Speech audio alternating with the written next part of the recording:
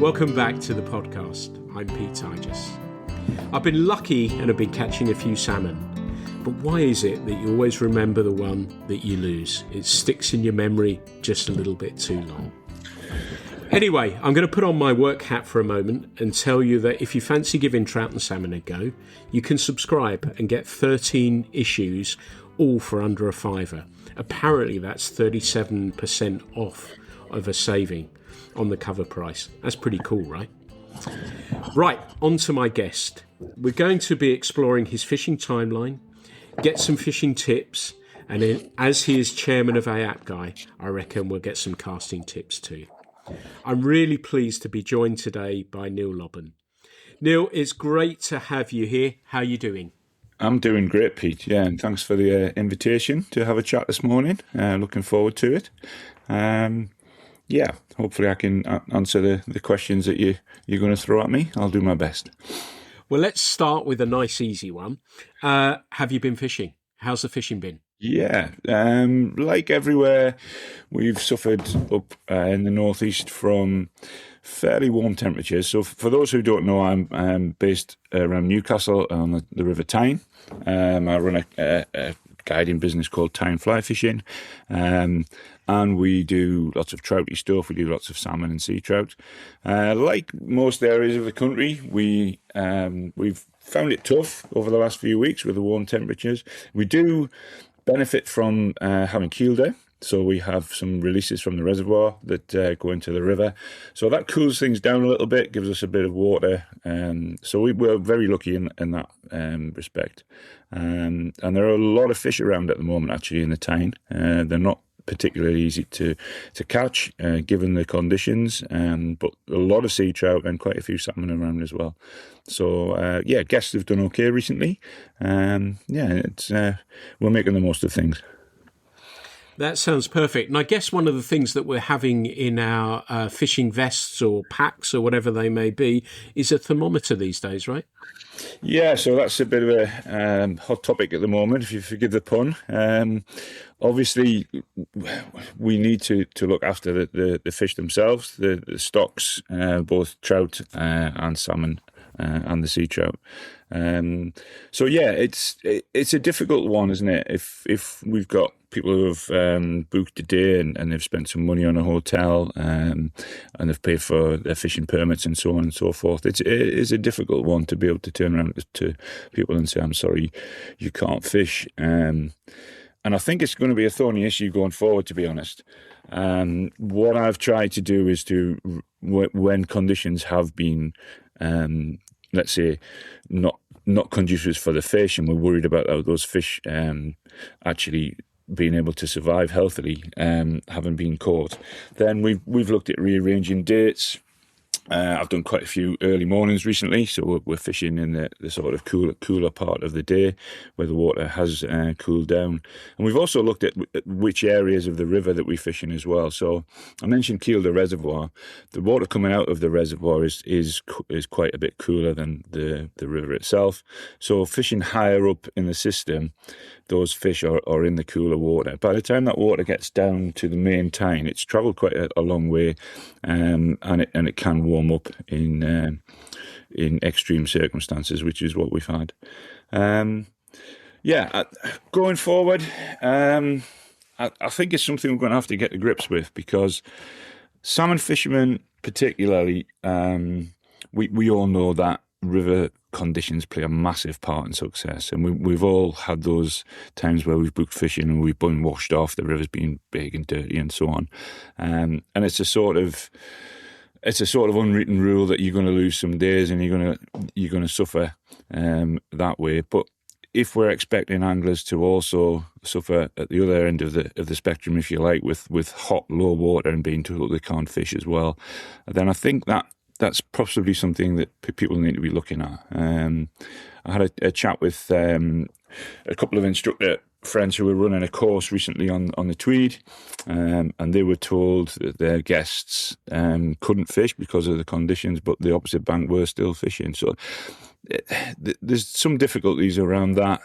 Perhaps insurance might come into it, where people are able to buy some insurance against losses like any other holiday. But yeah, it's certainly an issue for us. But as you rightly point out, the main consideration really is looking after the fish and making sure that they're healthy, and anything that caught can go back and go on to breed, particularly with the salmon. And I, as you know, work for a title that is called Trout and Salmon. But do you think that we have to evolve as fly anglers? So are you seeing more people starting to pick up a rod for saltwater species or pike or carp? Do you think we've got to be thinking about those things as anglers? Yes, absolutely. I listened to your podcast a few weeks ago where you were doing that yourself, and you were doing some carp fishing.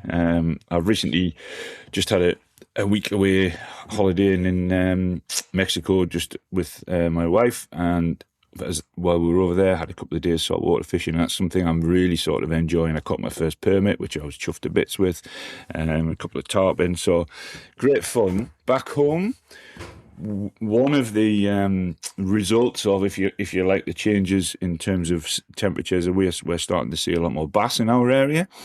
So that's something, given some time, I would like to get out and try and target those with a fly rod, and find some areas where I can get at those with a fly rod.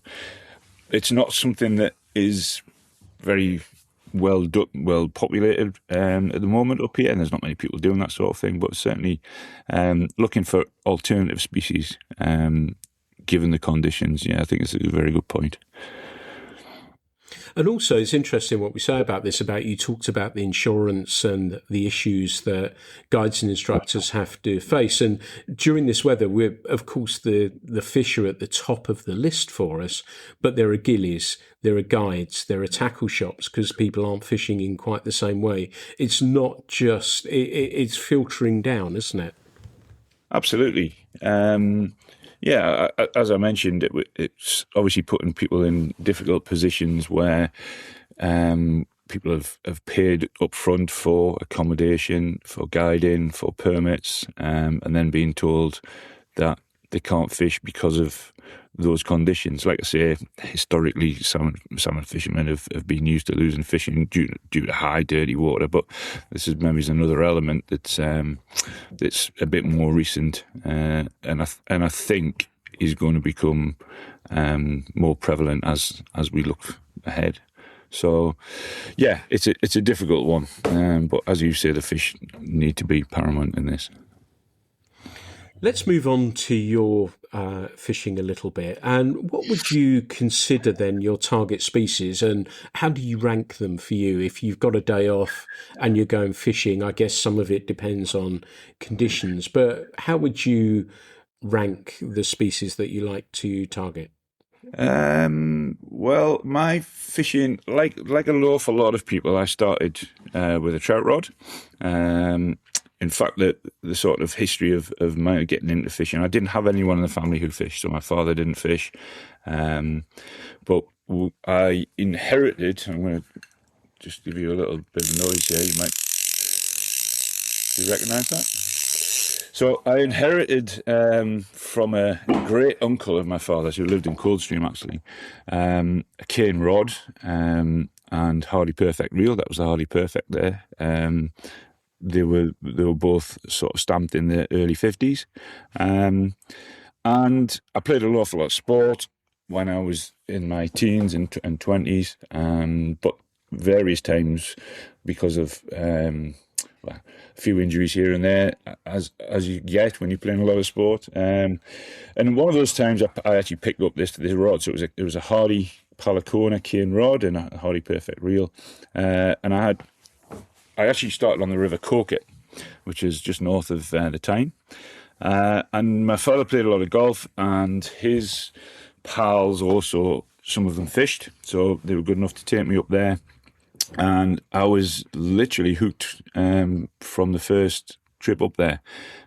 Just running wet flies through, getting lots of nips off little trout. And then I vividly remember the first time I caught a rainbow on a daddy. So cast this daddy out on a still water. Fish rolled over the fly, hooked itself because I didn't really know what I was doing. And that was that. So I started with a lot of trout fishing. Met a pal in my very early 20s, and we were both teachers.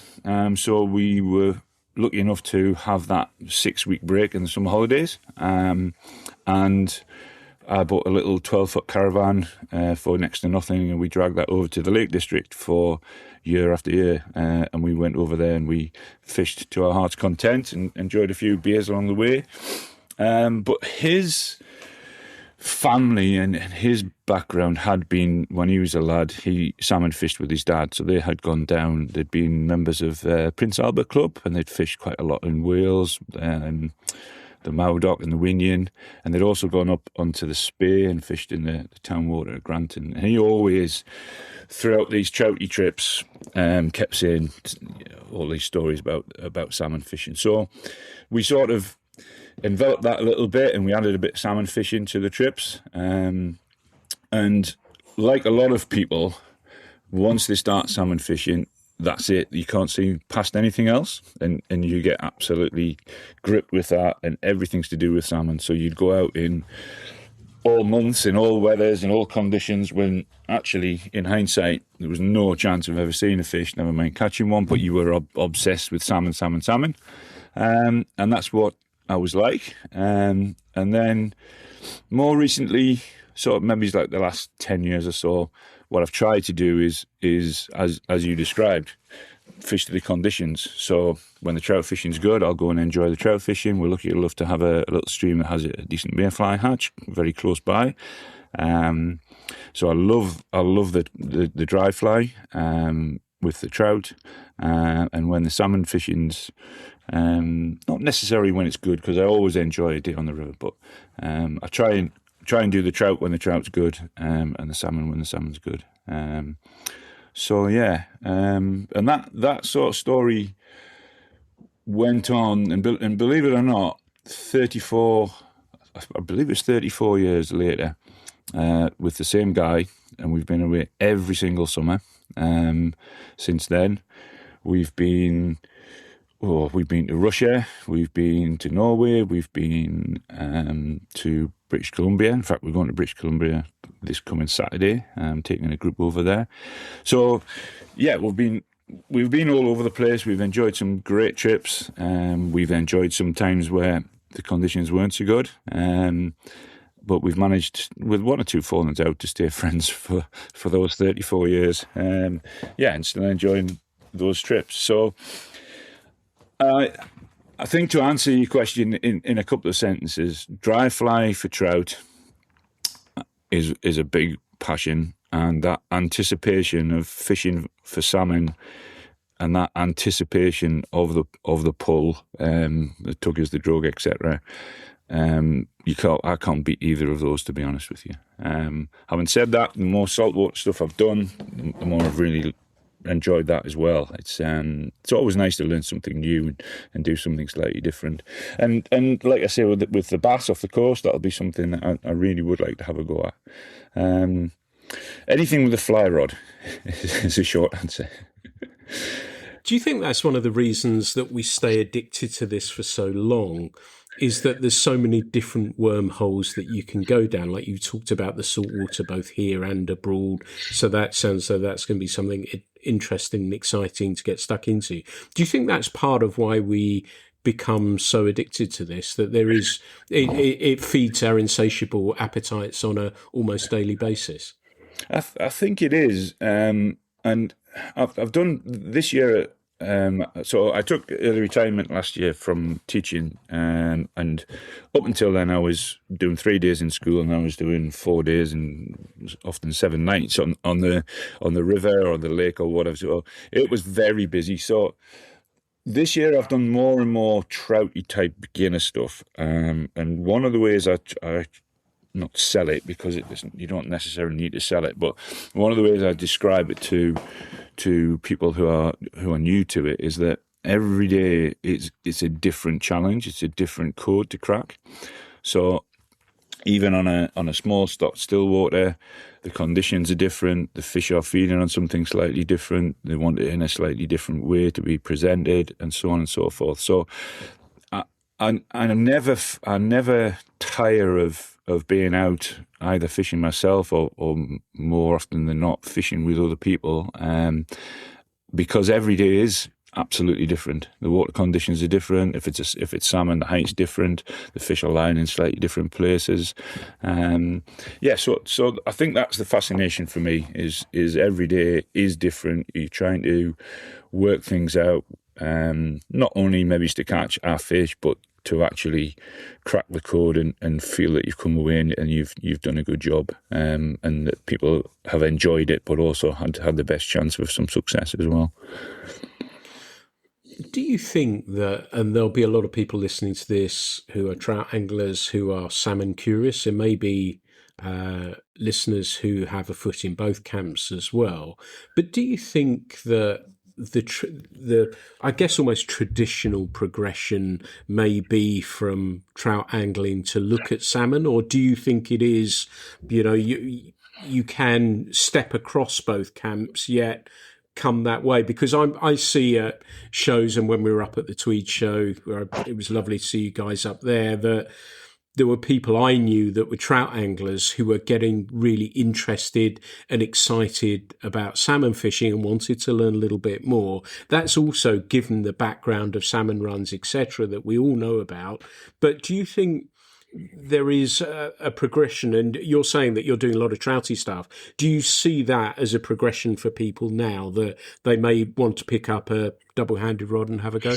Yeah, possibly. Yeah, I think people come at it from different angles. I have a lot of people who come along and they've never picked up a fly rod, or they've never fished at all, and they come along and they dive straight in at the salmon end, possibly because they have friends who do that and they want to be part of that group, or they've seen Bob Mortimer and Paul Whitehouse on the telly doing some salmon fishing, and they've looked at those beautiful places and thought, I fancy you go at that. I think it varies, to be honest, Pete. I do take your point that quite often people who start trout fishing and get to a level of that do often become inquisitive about the salmon side and then come and have a go at it. But equally, we also do get a lot of people who've literally not done any fishing at all, and they come along and they want to have a go at salmon fishing. In fact, quite often I'll write. So I'll get an inquiry. I'd like to try fishing. So you send an email back. I'm sure you've done this hundreds of times yourself in the past. I'd like to try fishing. Okay, give me a little bit more to go on. Would you like to try some trout fishing with a single-handed rod? Would you like to try salmon fishing with a double-handed rod on a river?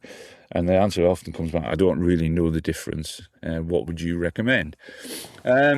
So you sort of try and paint a picture of one or the other, and some people go for the salmon with the understanding that the chances of catching a fish are probably less, and at certain times of year the chance of actually seeing a fish are maybe pretty low. But you'll be in a beautiful environment, you'll enjoy it, you'll be wading in the river, it's a new experience, and other people will go for I'd like to catch a fish, so we'll go and find a stocked lake where the chances are much higher. So yeah, I think it's hard to generalise, but I do have people coming from different ends, and that's great. It presents its own challenges.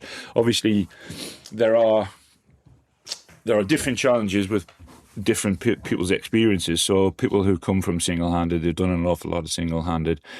Often when you put a double-handed rod in their hand, they want to cast it like a single-hander, so it's very top-handed. So sometimes a blank canvas from that point of view is a bit easier for the instructor.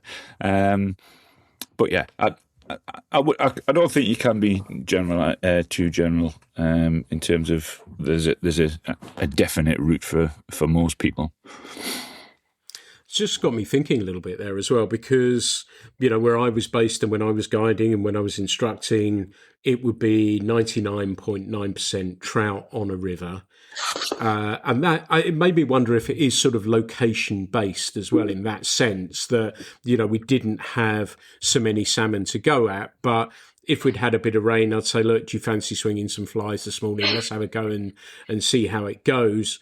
and work from there. So do you think there's a little bit of an element that you've got a lovely portfolio of stuff that you can show people to give them that option to experience all those aspects of it? And I guess from an instructing standpoint, it's kind of nice, or a guiding standpoint, it's kind of nice, because they might do some trout with you, then they might come back and do some salmon, then they might do still water or whatever. So yeah, do you think there's an element of location about that too? Absolutely, Pete. Yeah, we are very lucky in this area, Northumberland.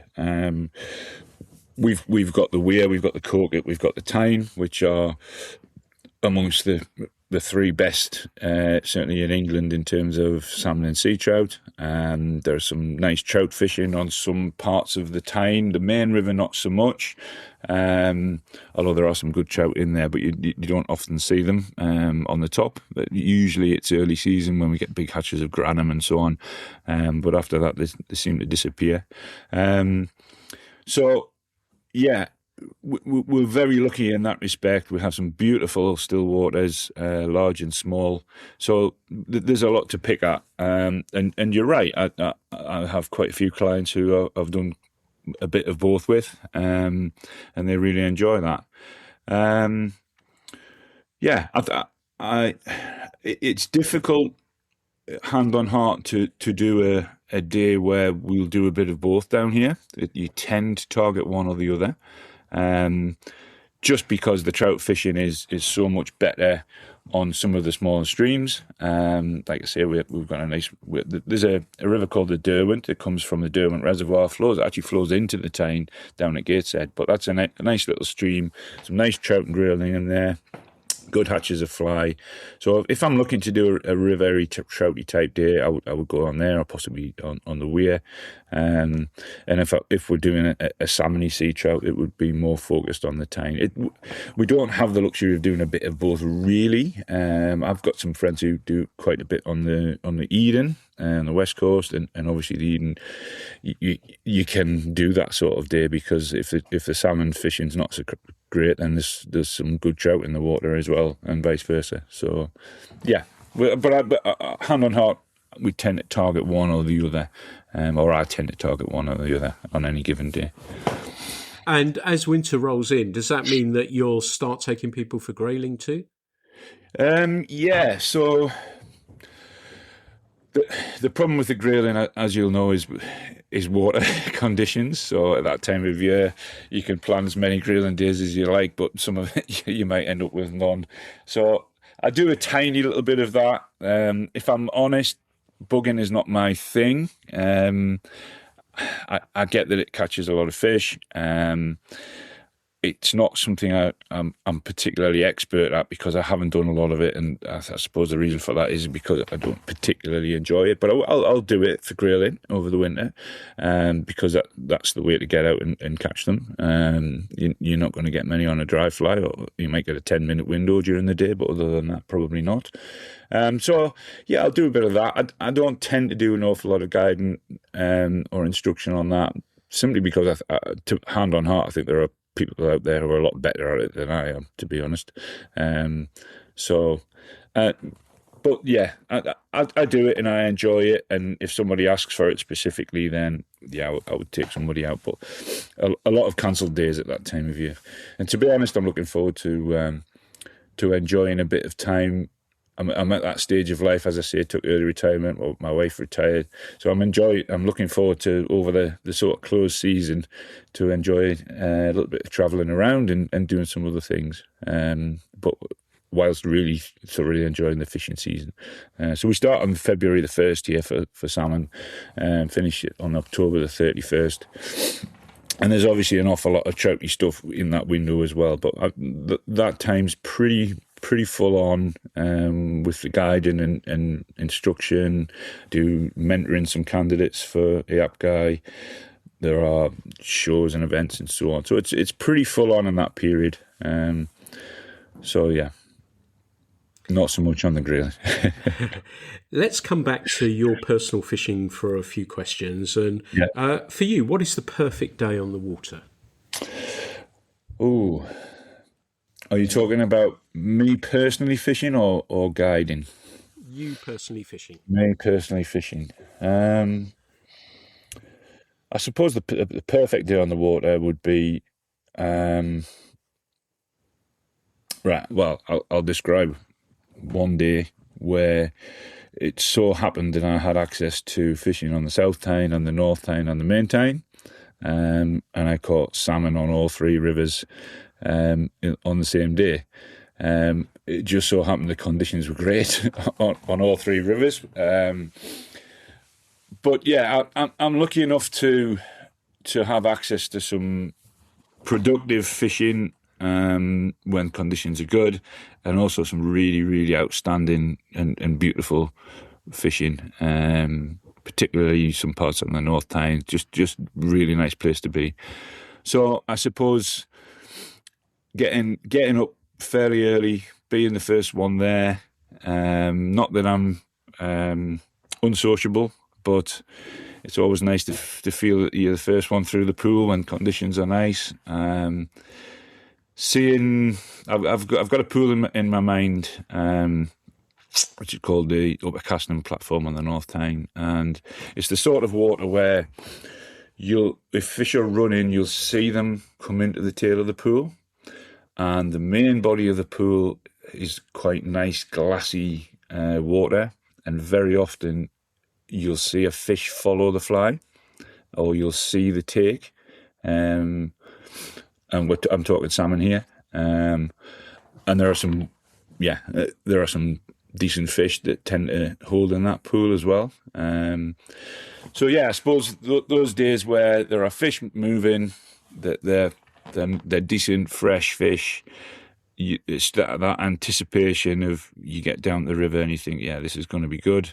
And a lot of it is the anticipation. I mean, catching the fish is great, but it's just that buzz of being in a really nice environment on a lovely piece of water, when you know there's a real good chance of a fish or two.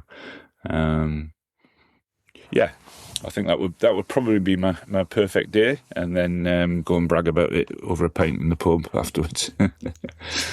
My next question was going to be, do you like to fish alone or with friends? Does that mean, from what you've just described, that you tend to be a solitary angler, or No, like a mix of both? Yeah, I very rarely fish alone, if I'm honest. I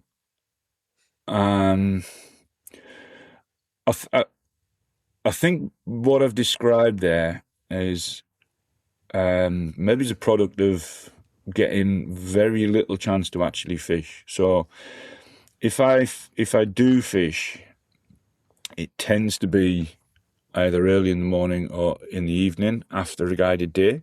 So I drive about half an hour, 40 minutes to get to the river. Usually, I haven't actually counted in my diary, but I'm pretty much.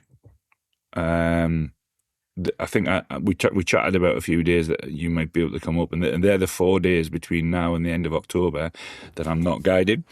So I'm very rarely on the river on my own, other than perhaps early in the morning or late in the evening. And if I'm not fishing with a guest or a group running a course or whatever it might be, I'm very often fishing with a friend, but they tend to be the one that's fishing and I'm still standing on somebody's shoulders. So if I'm actually fishing myself, yeah, I'm usually on my own, which is fine, but that happens very rarely these days. Sounds like you've got a great business there, so many congratulations with that. Can you tell us a little bit about, from those early days with the Hardy Perfect and the Palacona, what took you to want to, we'll come on to AAPGAI shortly, but what took you in the direction of wanting to become an instructor? Was it a natural progression being a teacher as well? Yeah, I think so. So I was actually, my degree is in PE. So I was a PE teacher, played a lot of sport myself, and as I got a bit older, did some coaching as well. So I sort of played semi-professional football for quite a bit, and then went into the sort of player-manager type route and all that sort of stuff. But obviously ran lots of teams and did lots of coaching at school as well. And actually, quite early, because I was very passionate about fishing.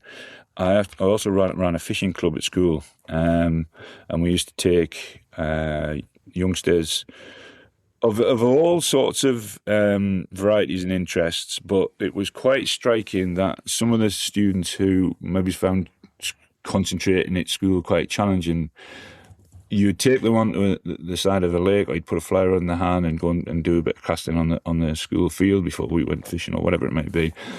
And like everybody else, they were just totally engrossed. So some students who couldn't sit still for 2 minutes in a classroom were just totally chilled out, and you'd have another member of staff come along and go, Jesus, I've never seen him or her as relaxed and as just totally chilled out and enjoying it, and receptive to being taught new things.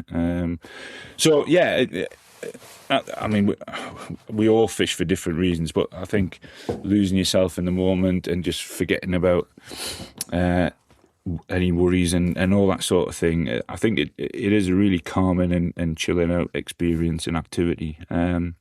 So I saw that in students, but I have always coached various different sports, and I went down the route of doing the Angling Trust Level 2 qualification initially. I had the equivalent in football and basketball and badminton, that sort of thing. So I was aware of that sort of coaching awards, and I did the Level 2.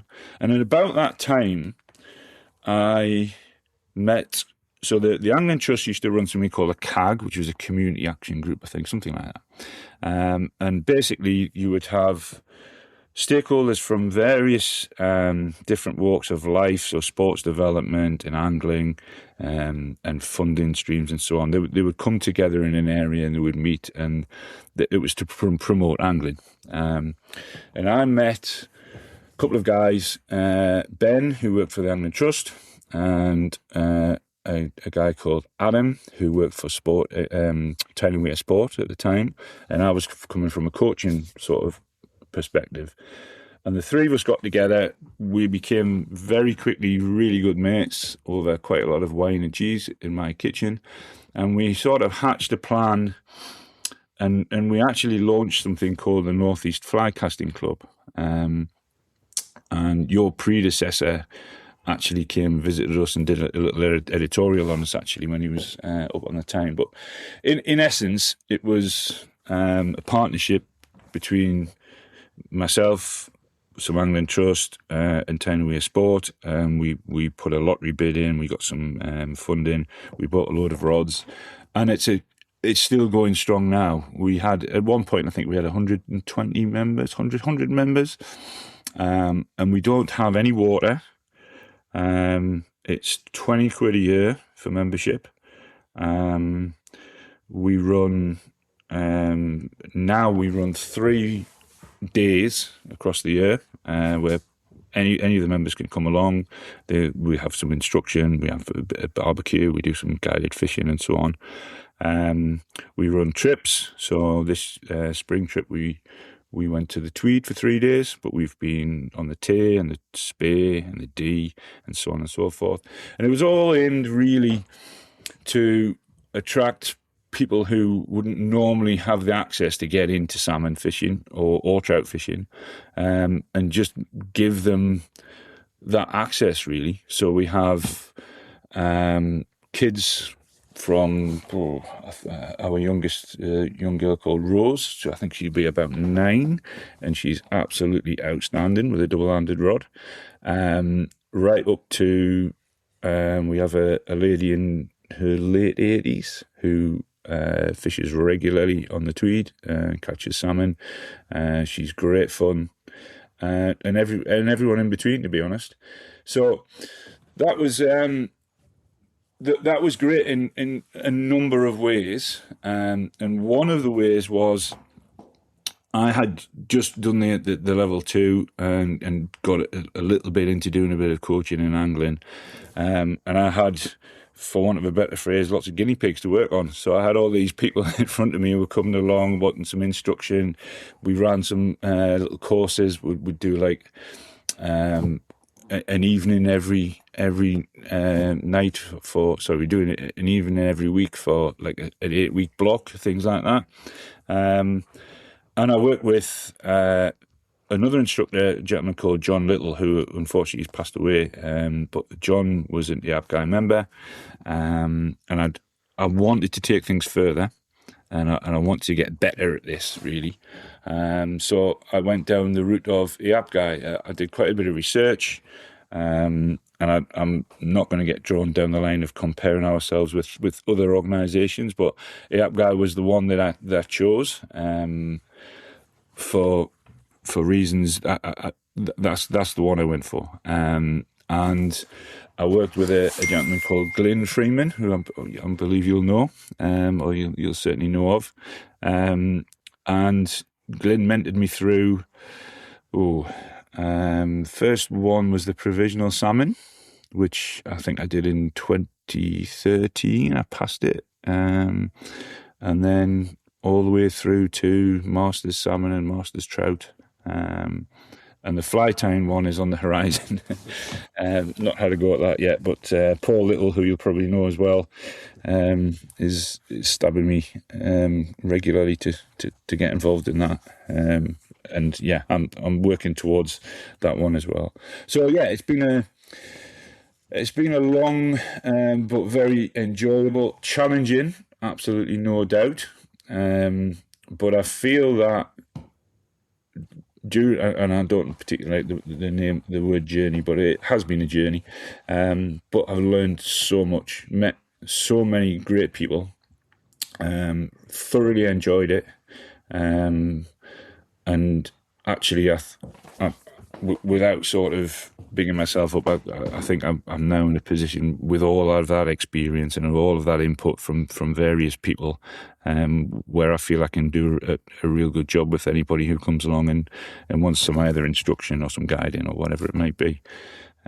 So yeah, I suppose a logical pathway in that I was already involved in coaching in other sports, had a real passion for angling, and that's led me to where I am. Lovely story. When I started the AAPGAI with seen as the Jedis, and what is it like to be chairman now of AAPGAI? Yeah, so I've been involved with the association, as I say, for about 15, 16 years now. Been through the qualifications. I've been involved in some real highs and some lows. So I didn't go through all those qualifications and pass every single one first time, but I firmly believe that actually that's made me a better instructor. So am I the most naturally gifted, talented fly caster out there? Absolutely not. Do I understand quite a lot about coaching? Have I had a bit of experience of being a chairman of a different association in terms of the casting club? Yes. I was asked to take over from Clive Mitchell-Hill, who was the previous chairman, who's done an absolutely fantastic job in not always easy circumstances. And Clive, I think it must be 9 years, I think Clive has done it for, which is a long time to be so dedicated to a role that takes up quite a lot of time. I was very honoured that people thought that I would be the right person to do it, but I did put it off until I finished with school because it was just so busy. It's an interesting role, so I only took it on in October last year.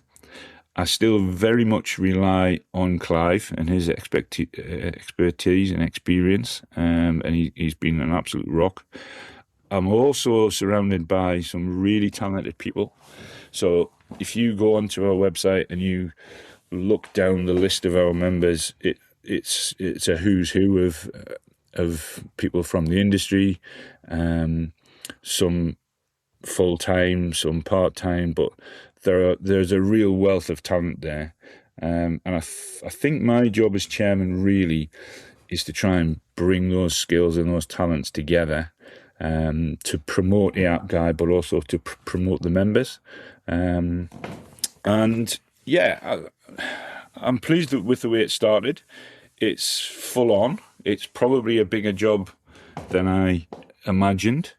But I'm determined to make the best of it and to move things forward in a way that stays true to the ethos of the organisation. I'm very much aware of the Jedi type quote that you made yourself, and we do have high standards. There's no getting away from that, and I'm certainly not going to apologise for that. But I also would like to think that it's a welcoming association, and that there's a wealth of knowledge and expertise that if anybody wants to come along and be part of it and soak that up and go on a similar journey, I believe that anyone who puts the hard work in and comes along with the right attitude could do that. So it's not this mystical thing that is unobtainable at all. As I say, it's not. They're not giving away in boxes of cornflakes.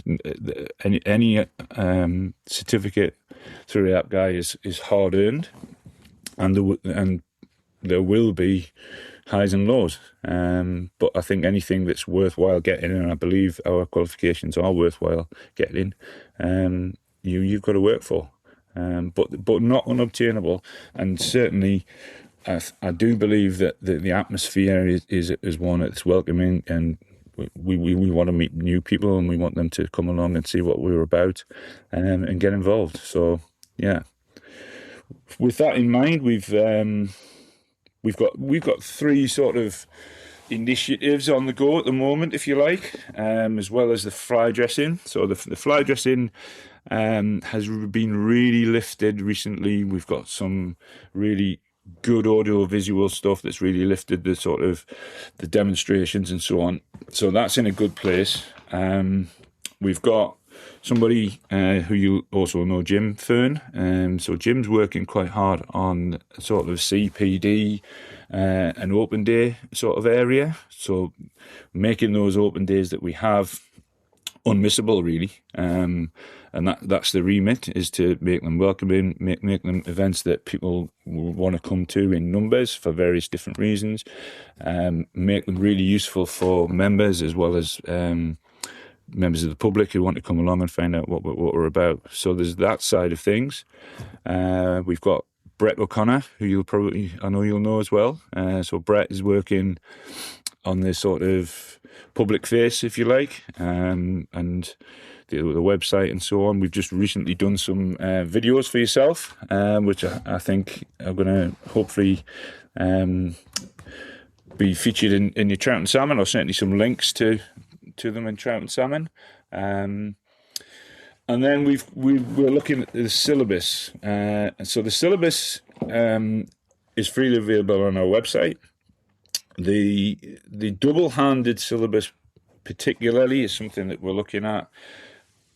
You'll be aware yourself that the syllabus requires the use of a spear line for all of the casts, and again, I make no apologies for that. I think that if you can move a spear line around and you can make the casts and you can teach with the spear line. So, for instance, let's say we're doing it. Someone needs to do a roll cast. So, yesterday I had two total beginners out. Did I give them a spear line? Of course I didn't. They had a short head with a nice long poly leader. Within 10 minutes, they were knocking out nice roll casts. Within half an hour, they were doing a double spear. It was a beautiful wind. We got them fishing, absolutely. Is that the level that we are looking for an instructor. Of course not, but the end game really was to get them fishing, and they both hooked a fish on their very first day with a double hander. At instructor level, we want things to be much more of an attention to detail. So, can you take a 55-foot spear line and can you make a dead line roll cast and shoot 20 feet into it? The small things that instructors should be aware of and should know about and should be able to polish in their clients become then very important. So the technical side becomes important to be able to perform that sort of more challenging cast. So yeah, so the longer line is there for a reason, because it demonstrates that ability and skill and knowledge. But we also want to reflect what people are actually out there fishing with, and not many people are fishing with a spear line, let's be honest. So there are parts of the syllabus that we are looking at. For instance, the sunk line section. So rather than a full spear line that's a sunk line like the old sink 2s, wet cell 2s, we're looking more of a 3D type version of line, that sort of thing. So we're making some changes to the syllabus as well to modernise it. Maybe is the right term, maybe it isn't, but to more reflect what people are using whilst still keeping the standards that I think are important. Does that make sense? Absolutely perfect sense. And thank you for letting people know a little bit about the inside as well. And we're already getting a sense of what you're trying to do since taking the helm there as well. And like you say, props to Clive for what he did over a number of years as well too. So while I've got you here then, what would be one of the things that you most often see? Let's start with a single-handed rod that you see quite often as perhaps a slight issue, error, whatever you might want to call it, that you always would like to try and help people with, and perhaps you can try your utmost to describe it to us that might help some of the listeners too. Yeah, so if somebody is coming for a single-handed lesson, first of all, I would tend to do it on grass, because, well, there's so many advantages. You can break down the cast, you can let it land, you're not having to aerialize it over water, etc., etc., etc. You can put yourself in a nice position given whatever wind and so on. And I do use a method called the triangle method, which you might be aware of, where essentially if I'm standing on one point of the triangle and I've got two cones, one to the right, one to the left, that are laid out, and that's to demonstrate the actual path of the rod tip, the stroke. And then I'll put an additional cone further out to the right and to the left as targets, so that the idea is to make a nice smooth acceleration between the two cones of the triangle and make a positive stop to get that line to go out to that furthest away cone on the right or the left. And within that, you can teach everything. Literally, we can look at loop shapes, so the idea of a straight line path. So if that rod tip travels parallel with the grass, you're going to get a nice shape to the loop. The better, the smoother the acceleration and the more abrupt the stop, you're going to feel that. Going back to your original question, I think one of the very common faults is something called creep. So if you imagine those two cones that we described in the triangle, if that rod tip moves from one cone to the other in a nice smooth acceleration and stops, I'm going to get a nice cast. It then needs to stop there to then give us a full casting stroke in the opposite direction. So if we've got that casting arc, if that rod tip travels from A to B and stops and stays there, then we've got a full cast on the opposite side. Creep basically is where that rod tip, instead of stopping still while the line rolls in the air or towards the grass, that rod tip, instead of staying still, actually creeps forward, and we end up with half a stroke. And I think that's quite a common fault that, again, somebody needs, an instructor needs to understand what's happening and needs to be able to spot to be able to put it right. So it's not just, well, my dad told us to pick it up and do this. It's actually having a bit more of an understanding of when things go wrong, why are they going wrong? And you'll know yourself that very short stroke that we get from creep results in a real short, jerky forward stroke and will result in a tail end loop, where the loop crosses over itself. And obviously anglers call them wind knots, but they're nothing to do with the wind. It's a casting fault. So again, a good instructor would be able to recognise that, would be able to point it out, and would be able to remedy it. And the opposite to creep would be to drift. So it's that idea of when you stop that rod, instead of even just holding it still while the line unfurls, is actually to follow that line and drift back a little bit further to lengthen that stroke. And even if somebody isn't drifting, if you can get that idea into their head, then hopefully it'll stop them creeping. So yeah, that's one quite common fault. There are lots, as you know. That's perfect. That does nicely. We're going to nerd out or geek out if we're not careful. Yeah.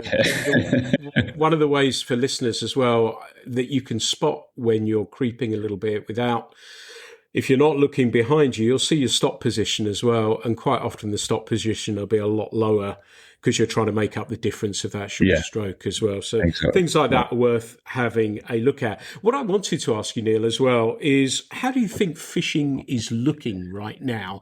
As I don't mean from a participation standpoint. I've come to terms, and perhaps your thoughts will be really interested on this, but I've come to terms with that we're not ever going to be this huge pastime fly fishing. We're our little niche doing our thing and people are enjoying it. We're never, I don't think, going to explode. It would be lovely if we did for a number of reasons. But how do you think the look and feel of fly fishing is right now? Yeah, it's a good question. Certainly in our area, we're blessed with opportunities. We talked about the fact that we've got some nice rivers here and some nice still waters. I think that the Northeast traditionally was a game fishing, fly fishing sort of hotbed, and probably always has been. We've got Hardy's factory up the road, etc., etc. We have less of a tradition, although it's becoming more and more popular, of the coast fishing and the commercial lakes and so on and so forth. So I've seen a massive change in the last 20 years or so. There's an awful lot more of that in our area than there ever was. I think, it's a real change in face. Tackle shops, at one point we had 4 in Newcastle. There aren't any in the city centre now. There is one up in Cramlington, which is doing a great job. And there's one in Heaton, which is just outside of Newcastle. But that sort of side of things, where you'd go in and you'd have a chat and you'd maybe try something out in the car park and so on, and there'd be a cup of coffee there for you, and you just go in for a good chill and a good catch up and a chat. That sadly has faded away a little bit.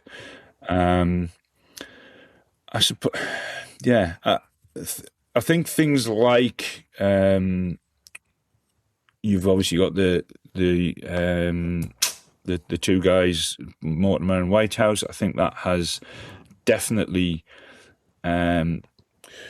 attracted people to fishing. I think that's although it's not necessarily a fishing program, it has advertised the idea of being out in nature and enjoying it and having fishing as a vehicle for that. So I think that's been popular.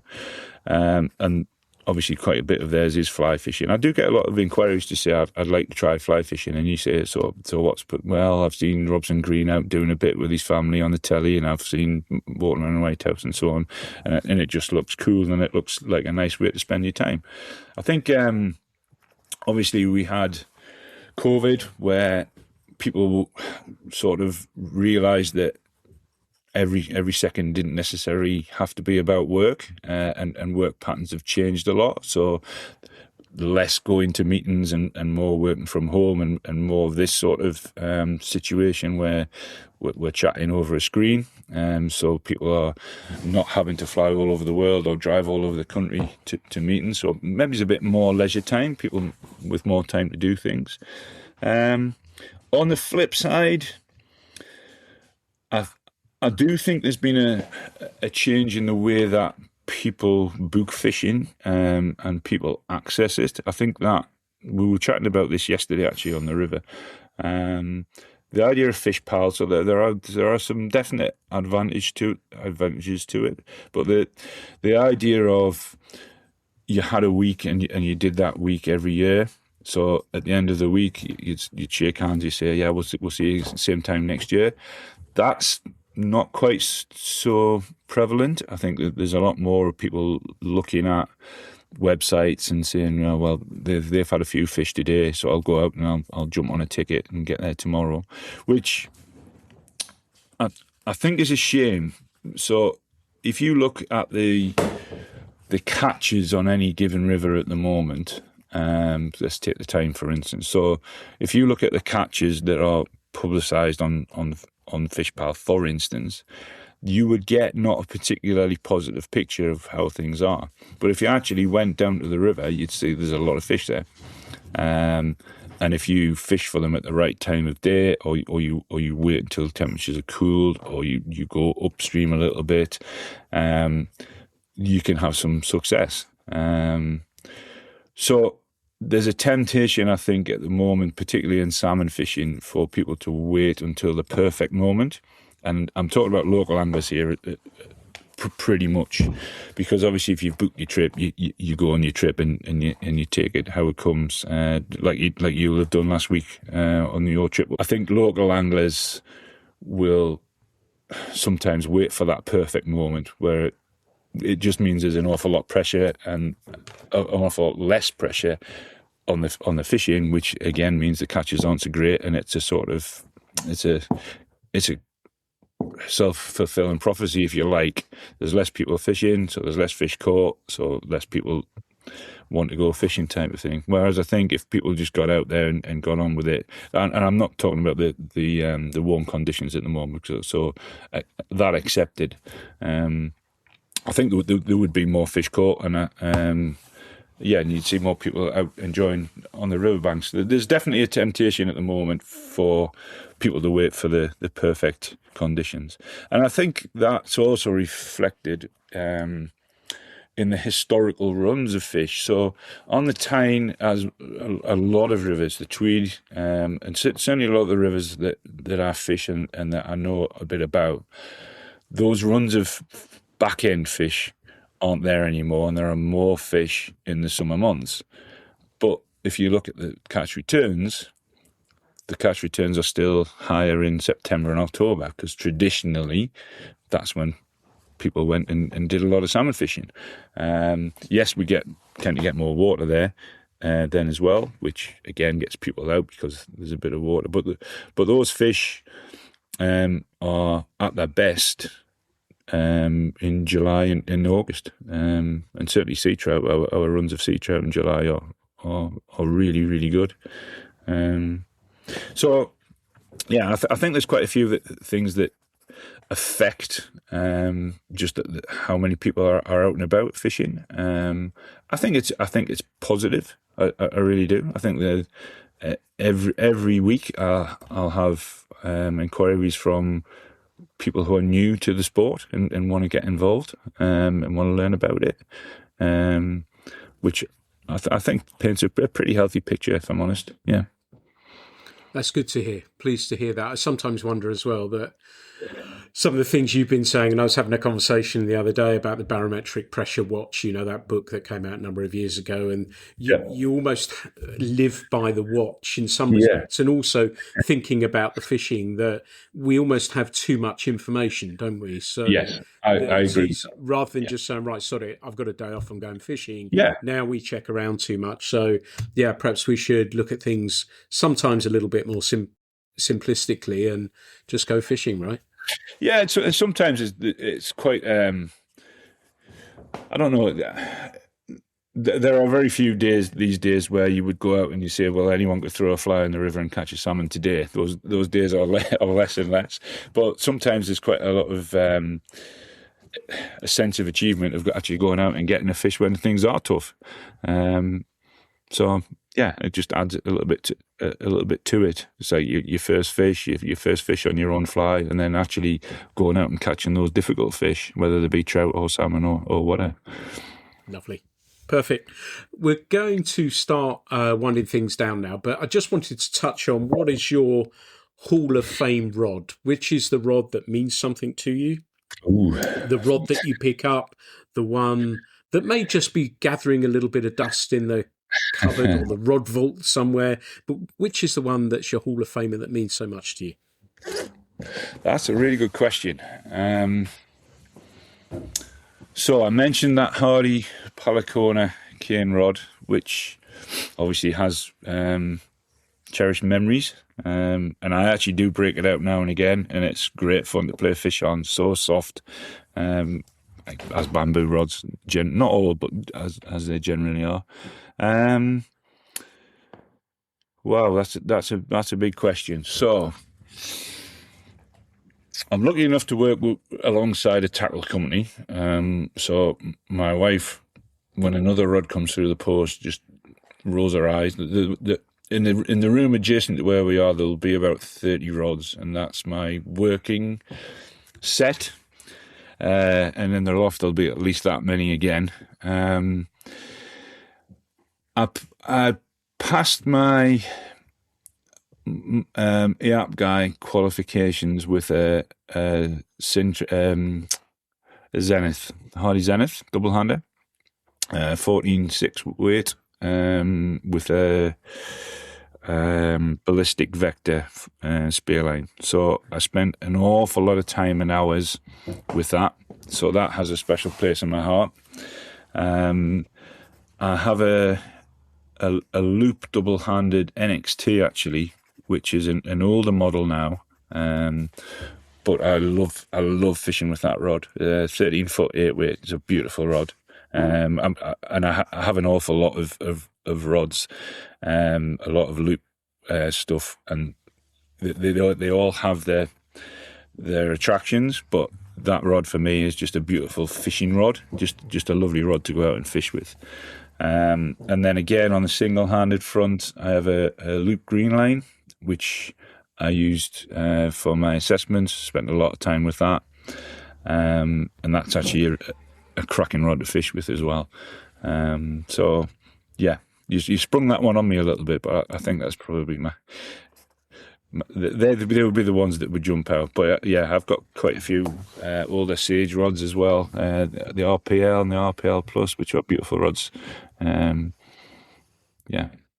nice mix. And actually, yeah. But I'm very fortunate to get my hands on quite a lot of stuff that comes out pretty early, and I do think it adds quite a lot to lessons where you can put various different rods in people's hands, and the idea of giving them a chance to try things out. I'm not really one for a hard sell and necessarily selling a lot of stuff, but I do feel it's important, and I do feel it adds to the offer, if you like, where you can let people try things out, lanes, rods, whatever it may be. Absolutely. Nice. Right, this is the last question for you then. You're going fishing, you're making that half-hour drive to the river. What is the song that you choose for the soundtrack for that drive? What's the first one that goes on?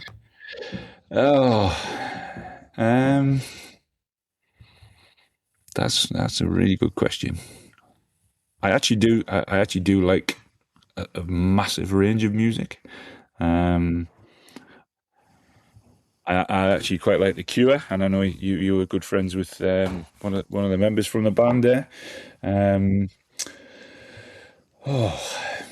think it depends on the mood I'm in, to be honest.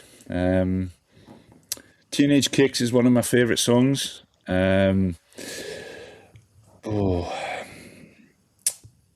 Just Like Heaven is a Cure song that you'll know, is one of my favourites.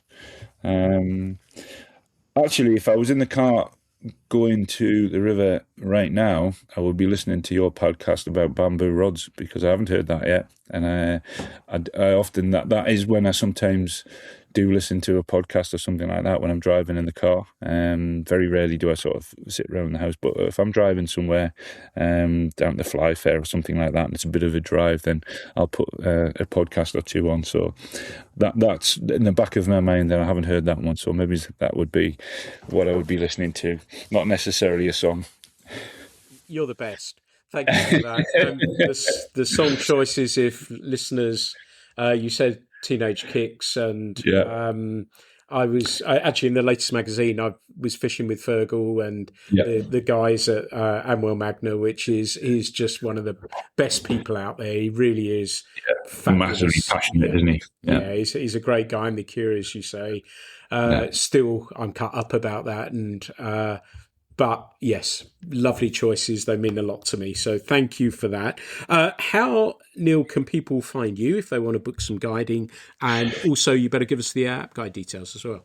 Yeah, so my guiding business company, whatever I call it, is called Time Fly Fishing. So if you Google Time Fly Fishing, the website would come up, and you can get in touch through the website. Or if you go on to the AAPGAI website, the details of all of our instructors are on there as well. You can search by area or by name, and everyone's contact details are on there, including mine. And yeah, what I would say is book early, because things are busy, which is good. But yeah, whether it's trout or salmon or cast intuition, or coming along for a day at a club, members day, or hosting a trip. So like I say, we're off to BC next weekend, taking 18 people over there. It'll be a fantastic trip. We did it a couple of years ago, and we had a great time on steelhead and salmon and all sorts. So brilliant stuff. So, and anything fly fishing at all, I'm very keen to help. That's wonderful, Neil. I'd like to say a huge thank you for being guest on the podcast today. It's been wonderful to chat with you, and thank you for giving us a little bit of a look inside your fishing life, a look inside AAPGAI, and a whole lot more too. So thank you so much for being guest on the podcast. Yeah, my pleasure, Pete. Thanks for the invitation, and hopefully we will get you up here for a cast next time. Okay. Well, everyone, this has been another episode even of the podcast. Thank you so much for listening. As ever, there'll never be any charge for these. It's just nice to chat with people like Neil and spread the word about the good work that they're doing. As ever, there'll be plenty more coming very, very soon. Thanks so much for listening. Thanks for listening to the Fly Culture Podcast, brought to you in association with the Voice of Game Angling, Trout and Salmon, where Pete is the editor.